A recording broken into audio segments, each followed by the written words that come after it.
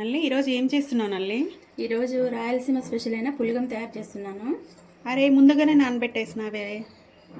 ఏమీ లేదు, పెసరపప్పు డ్రై ఫ్రై చేసేసాను. డ్రై ఫ్రై చేసి అది ఒక గ్లాసు, రైస్ ఒక గ్లాస్ తీసుకొని ఈ విధంగా ఒక గంట ముందు నానబెట్టేసుకున్నాను.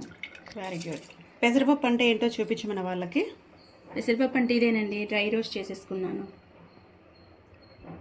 ఈ విధంగా డ్రై రోస్ట్ చేసుకొని పెట్టుకోవాలి. సరే సరే నల్లి, అయితే పులగానికి కావాల్సిన పదార్థాలు ఏంటో చూపిద్దామా? ఈ విధంగా 1 అవర్ ముందు నానబెట్టుకోవాలి పెసరపప్పు, రైస్. అంటే ఎంత క్వాంటిటీ పెసరపప్పు తీసుకుంటామో అదే క్వాంటిటీలోని రైస్ తీసుకోవాలి అనమాట. మేమైతే ఒక గ్లాస్ పెసరపప్పు అదే క్వాంటిటీలో ఒక గ్లాస్ రైస్ తీసుకున్నాము. కావాల్సిన పదార్థాలు: 2 బాగా పెద్ద ఆనియన్, 2 పెద్ద సైజ్ ఆనియన్స్, నిలువుగా కట్ చేసుకున్న పచ్చిమిర్చి,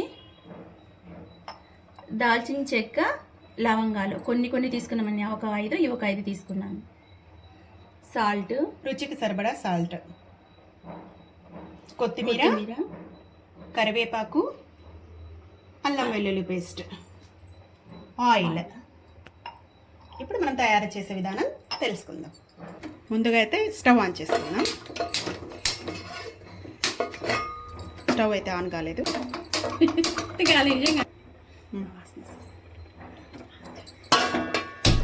వావ్, ఇప్పుడు ఆన్ అయింది. ఓకే, ఆయిల్ వేసుకోవాలి.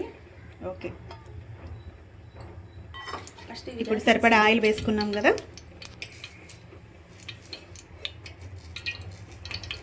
ఆయిల్ వేడైన తర్వాత నువ్వే చెప్పు. ఆయిల్ వేడైన తర్వాత మనము దాల్చిన చెక్క, లవంగాలు, మిరియాలు ఒక 4 తీసుకున్నానండి. ఎక్కువ వద్దు, ఘాటు ఇష్టపడే వాళ్ళు కొంచెం ఎక్కువ వేసుకోవచ్చు, బట్ ఇది పొంగల్ కాదు కదా, సరిపోతాయి. ఒక 4 మిరియాలు, 5 లవంగాలు, ఒక 3 దాల్చిన చెక్క వేసుకున్నాను. వేసి ఆయిల్ వేడైంది.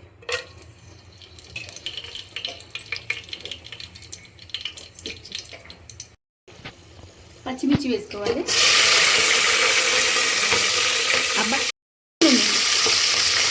పచ్చిమిర్చి ఆయిల్ వేసుకున్న తర్వాత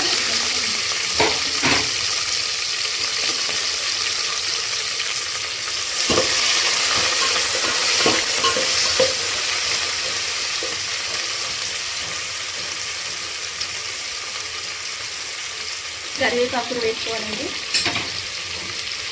కరివేపాకు వేసిన తర్వాత ఈ విధంగా ఆనియన్ బాగా వేగిన తర్వాత ఇట్లా అల్లం వెల్లుల్లి పేస్ట్ వేసుకోవాలి.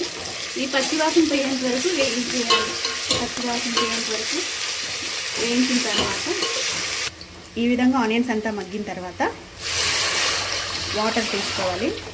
ఇప్పుడు మనము పెసరపప్పు 1 గ్లాసు, బియ్యం 1 గ్లాస్ తీసుకున్నాం కదా, అంటే 2 గ్లాసెస్ అయినాయి. 2 గ్లాసెస్కి డబల్ అంటే 4 గ్లాసెస్ ఆఫ్ వాటర్ వేయాలి.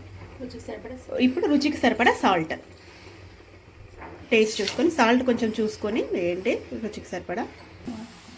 ఈ విధంగా ఈ వాటర్ అంతా బాగా మరిగిన తర్వాత మనం ఇందాక నానబెట్టుకున్నాం కదా, అది పెసరపప్పు, రైస్, అవి వేసుకోవాలి. ఇప్పుడు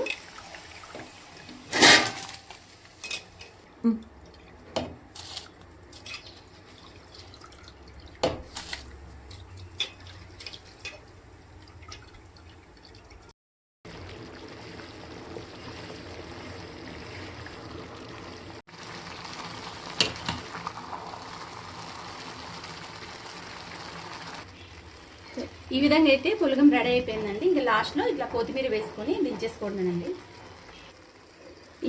అంతేనండి, ఎంతో రుచికరమైన రాయలసీమ స్పెషల్ పులగం రెడీ అయిపోయిందండి. ఇది పల్లీల చట్నీ, పచ్చి పులుసు కాంబినేషన్తో తింటే చాలా బాగుంటుందండి. ఈ వీడియో నచ్చినట్టయితే లైక్ చేయండి, షేర్ చేయండి, సబ్స్క్రైబ్ చేయండి. ఓకే, బాయ్ అండి.